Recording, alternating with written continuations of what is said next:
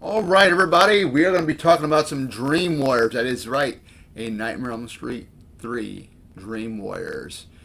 That song by Duncan was awesome. Really loved it. This movie here, I'm going to be perfectly honest with you, this was, in my opinion, I know everybody's got different opinions. In my opinion, this was the last good Elm Street movie we had because everything that came after Dream Warriors to me is just garbage. I know there are fans out there of the Dream Master, but I was never a fan of that. I was never a fan of the Dream Child. I was never a fan of Freddy's Dead, and I really didn't really care much for New Nightmare either. I know it's hard to believe that. But today we are talking about Dream Warriors. Dream Warriors stars Heather Langenkamp, Patricia Arquette, Lawrence Fishburne, uh, John Saxon. I'd stop and thinking on that one really quick. John Saxon has an appearance in this. And then Robert Englund, once again, as Freddy Krueger, the one and only Freddy Krueger, in my opinion. Yeah, this movie here starts out, you have Kristen making the 1420 Elm Street house, the one that Nancy Thompson and of course, Jesse and his family lived in. She's making that, and she does get put in a psychiatric unit because she supposedly slit her wrist. Now, there's a whole thing with that is when she's having a nightmare, and she goes to the bathroom, and I remember it very, very vaguely because I don't watch Dream Warriors too often, but of course I don't even own it.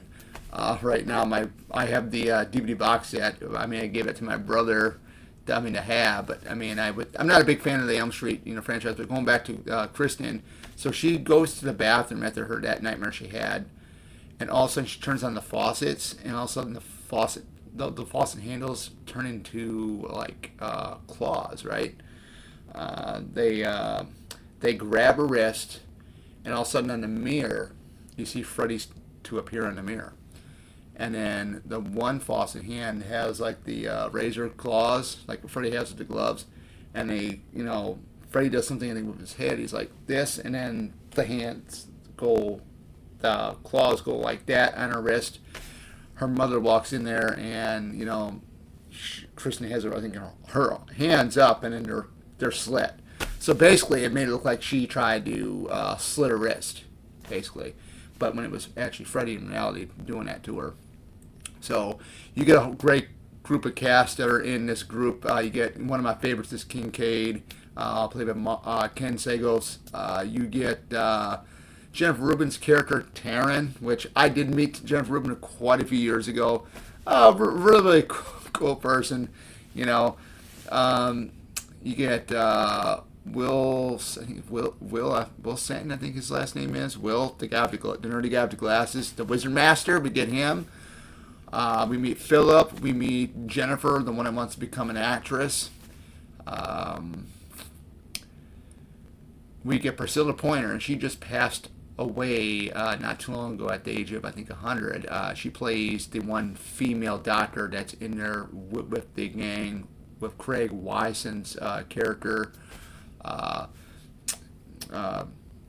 when they're doing group. And I'm trying to think, I'm going to go ahead and look at Craig Wyson's character, Dr. Neil Gordon. I think that's the name of his character. Let me verify that really quick.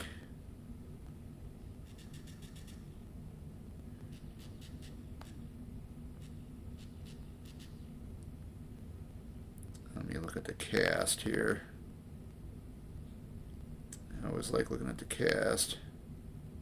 Yeah, Dr. Neil Gordon was Craig Watson's character.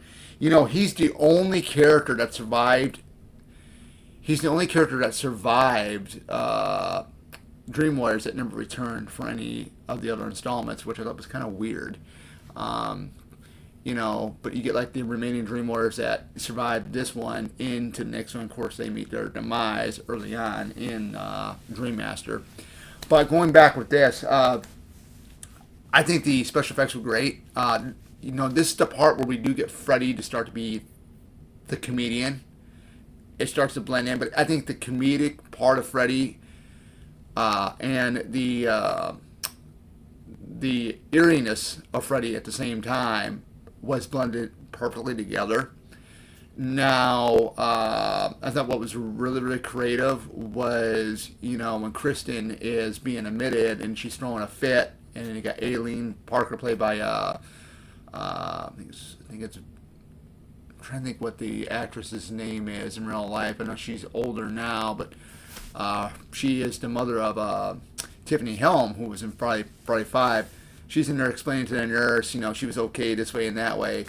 And just the way Patricia Arquette played Kristen in this, I liked it a lot better. It's just sad that she was replaced by Tuesday Night and Dream Master. I don't know why Patricia was replaced. I don't know. It's something I had to probably dig into on the internet to see if they would actually let us know. But her portrayal as Kristen I like the best because, these are, these are up and coming stars, and of course Patricia, Arquette is from a famous family. Of course you got Louis Arquette, her brother David Arquette, who was in the Scream franchise, all that. But I just like, when she's, yelling and stuff like that, and she's just really, really freaked out about what's going on, and she starts doing that rhyme thing, 1, 2, Freddy's coming for you, and stuff like that. And then Nancy walks in, and at this time Hilary Leinkamp, I believe, was like 22 years old at the time, walks in and finishes the rhyme, and she calms Kristen down. Okay, so and this was a great return for Hilary Leinkamp, and of course, John Saxon himself. We're gonna get to as to why I think that they should have stopped making the Elm Street films after this one. But the special effects were like they call it the Worm Freddy. I thought it was really cool because you can tell that the special effects were higher up than with the first two films. And one of the things that I liked was the skeleton fight, because you got the Dream Warriors facing on Freddy in like the dream world, and then you got Dr. Neil Gordon and Donald Thompson, Nancy's father, taking Freddy's skeleton on in the junkyard, or a car junkyard, or car graveyard, whatever you want to call it. I thought that was really cool because you get two dual battles at pretty much at the same time, pretty much. Because they'll switch out to what's going on in the dream world with the Dream Warriors and Nancy, and then they'll switch out with Neil Gordon and Donald Thompson, which I thought was pretty cool.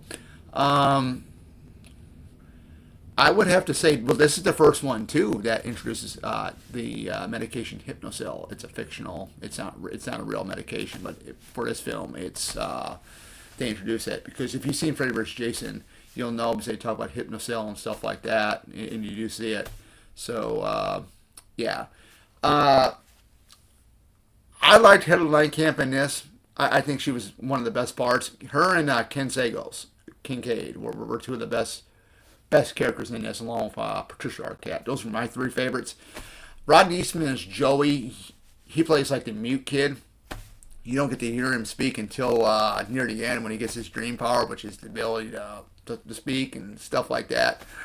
I thought that was really cool. For the Wizard Master, the special effects for that was really cool. I liked it when they were all in the room and they would just go ahead and in my dreams I'm the Wizard Master. In my dreams I'm strong. In my dreams I'm bad and beautiful, or whatever Tyron says in the movie. You got Kristen in there doing cartwheels or backflips and whatnot. Just some great stuff. It still kept that dark, scary element like the first two had. He was still frightening in the first two films, but I think he was more frightening. There's something about him in this one that was a little bit more darker, a little bit, because then like I said, you have the humor was coming into play in this one. Now, the reason why, and the music is great. The music is great. Even the whole thing when Kristen drags in Nancy into her dream. I thought the music for that was just phenomenal. Before we talk about why I think this should have been a trilogy, I'm going to talk to you what was my favorite kill. and it is really good. It is Phillips. Phillips is a guy that likes to, sleep. He sleeps. Well, I wouldn't say likes, but he sleepwalks. But he likes to make these puppets, right, on strings. Well, Freddie had came up. Freddie, before Freddie kills him, he slits him while he's laying in bed, slits him here, slits him there, slits him there, slits him there, slits him there, and basically pulls him up like a walking puppet on strings, because you get his ligaments and stuff like that, and he's using that to guide him. And then all of a sudden, the way he's walking, that music for him when he's walking is very, very, eerie. So it's all, I thought, to me, I don't think anybody can argue with me on that one, but the Philip kill was the most impressive, I think, out of the Dream Warriors. I mean, of course, you get like Tannerin's kill with the needle things and like that. I mean, that's not too impressive, but when you get Freddy rolling his eyes, oh, what a rush, like that. That was something. That was funny. Robert Englund, basically, I mean, he's not really. I don't think he's really a comedian, but he's got a comedic element to him, which I thought was really great. But the one thing I do like, the one thing I would have to say about why this movie is probably a lot of people's favorites, is because of the elements of Dream Warriors. They get powers in this way and that way, which is really, really cool. Kincaid is basically the strong man, and whatnot. And then, of course, you got Nancy out there being the what would you want to call the light keeper or whatever she is. She basically has no powers at all, but she's guiding the Dream Warriors and stuff like that. And this is also the first time, too, we get to see the souls on Freddy's chest, which I thought was really, really cool. I thought that was really, really cool, because we didn't see it in the first. We didn't see that the souls of the children on his chest until this one. But the reason why I think this should have been a trilogy is because, okay, you look at the way they defeated him. Okay, Nancy Thompson sacrifices herself. Basically, she gets tricked, and she dies from her injuries. Donald Thompson, her father, dies. The Dream Warriors and Dr. Neil Gordon are the only ones left alive. I mean, the remaining Dream Warriors are Kincaid, Kristen, and Joey. And then Dr. Neil Gordon, which I think was kind of weird. Dr. Neil Gordon never returned for the sequel, but he was the only survivor that never returned for any of them, which I thought was really, really unique. But you get some like Friday the 13th vibes of that. Hey, you get a character to survive, but never returns for any of the other sequels. So there you go. But yeah, the way they ended it, it was a great send-off for Nancy and her father Donald. I mean, they both died. And the way Freddy was defeated, perfect. That's why I think it should have been left as a trilogy. Because, I know a lot of fans, I'm not the only one that complains about this, but when you get to, when you go after Dream Warriors, it gets more comical, and you forget the dark element of Freddy, And they bring that back in New Nightmare. But, like I said, I wasn't a fan of New Nightmare. But to me, I mean, I'll watch 1, 2, with 2 being my favorite, and then 3, and then after 3, that's it. I don't watch any ones. I don't watch any of the other ones beyond 3, unless maybe it's like Freddy's Dead. If I want to get a full blown out comedy, which I kind of get silly, get the Power Glove and like that.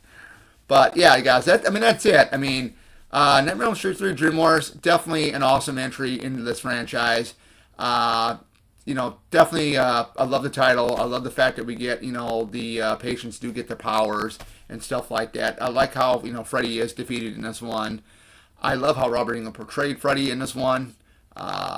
It mixes the comedy and the dark elements of it perfectly. Something we haven't seen ever again in the other ones that came after this one. But let me know. I mean, what do you guys think about Nightmare on Elm Street 3 Dream Warriors? Do you like it? Do you love it? Are you mixed on it? Just let me know in the comments below. Take care, and I'll see you guys back in the next one.